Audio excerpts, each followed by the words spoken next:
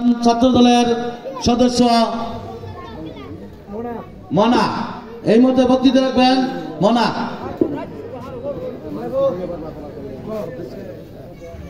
বিসমিল্লাহির রহমানির রহিম।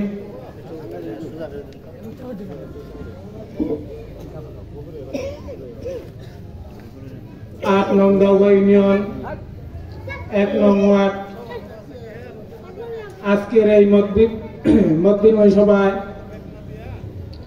প্রধান অতিথি হিসাবে উপস্থিত থাকবেন ৭ নং ঘুঘা ইউনিয়ন বারবার কারা নির্যাতিত এবং সফল চেয়ারম্যান মুক্তাগাছা সিনিয়র যুগ্ম আহ্বায়ক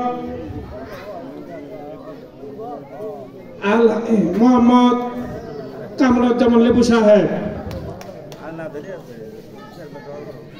আজকের